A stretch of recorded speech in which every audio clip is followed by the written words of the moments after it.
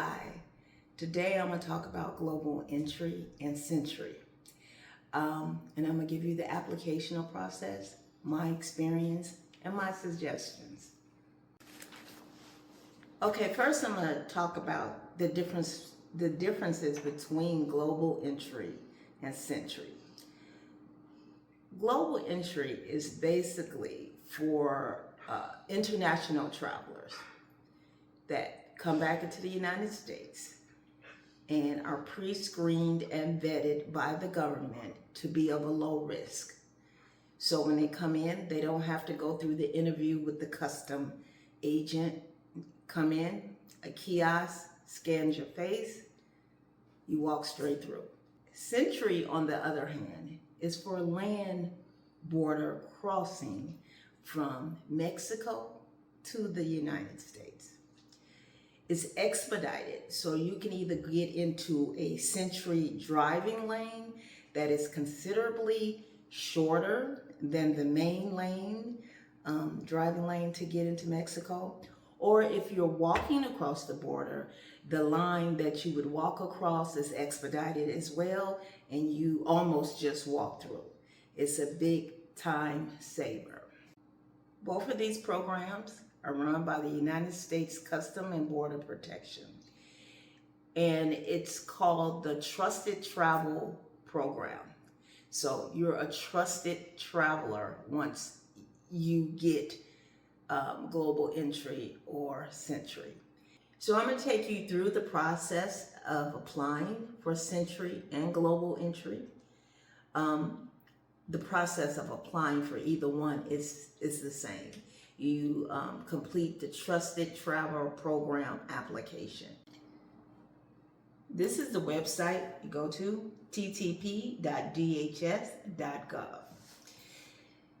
This is where you apply for all of the programs. Global Entry, you decide which program you're going to go for. Global Entry is here.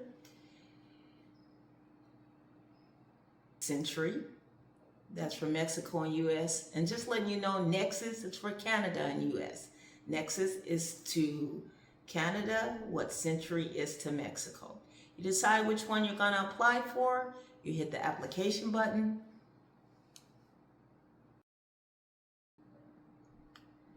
You continue to your application. You agree and consent.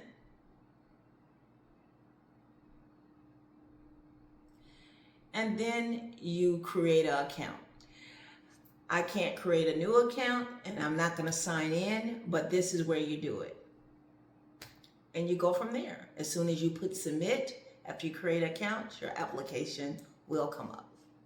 The application for the TTP online is 9 pages long.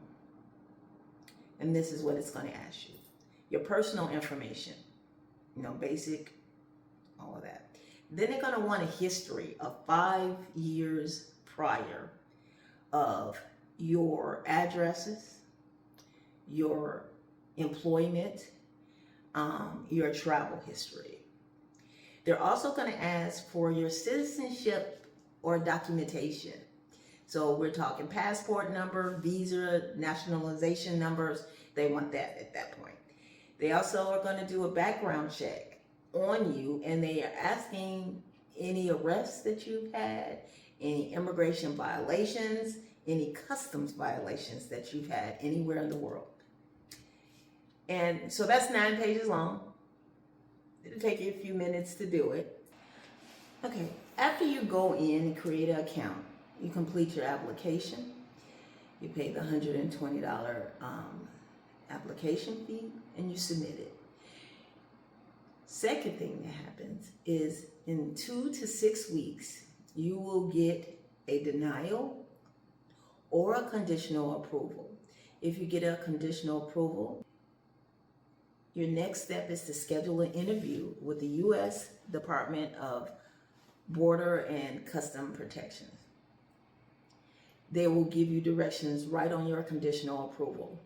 Now, the location nearest you may not have an appointment available for quite some time.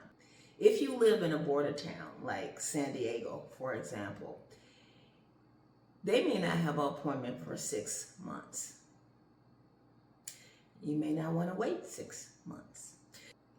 What you do is identify another U.S. Custom and Borders Protection office that has a sooner appointment, and they're located all through the United States. You do not have to go to the one nearest to you. You can go to one anywhere. Then you go to the interview. They're going to take your picture. They're going to do fingerprinting. They're going to ask you some questions. At this time, they're vetting you completely. So they've done a whole background check on you previously. They're seeing if you match up what you said on your application. They're going to quiz you on your application. Like example, when I went, one of the questions is, what are the countries that you've been to in the last 5 years on the application? I listed about 8 countries because I travel a lot, right? It was my last one was right after COVID. And I left out France. Well, I forgot. I thought I went to France before that. So, she asked about that. But they are going to ask you questions. So be ready to answer it. It's not really intimidating. Just be ready to answer the questions and answer honestly. After that, if you are successful, they will give you a traveler's known number, a TKN. You will use that number frequently when you're flying. You put it on, every time you get you order an airline ticket, it asks for that. And that will allow you to use TSA pre-check so that you can go through security with less, you won't have to take off your shoes, you won't have to unpack your bags because you have already been vetted. This is a vetting process. What this is saying is that this is a trusted traveler that we vetted and is at low risk to be a problem. And let me also tell you that having Global Entry and SENTRI is a privilege, not a right. If you violate any of the programs, laws, and rules and regulations, it can be stripped from you. Hey, don't forget to subscribe and like if you like this video, and give me a comment. Are you going to get a Global Entry or a SENTRI? Let me know. I want to know.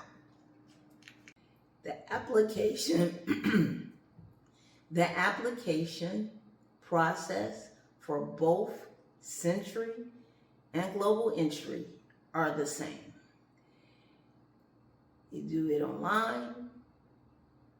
You wait for your conditional approval. You go in for your interview. The only difference is if you're just doing SENTRI, when you go in for your interview, you have to take your registration of your vehicle and insurance, car insurance. Let me check. Yeah, car registration and proof of U.S. insurance. I am looking at my notes.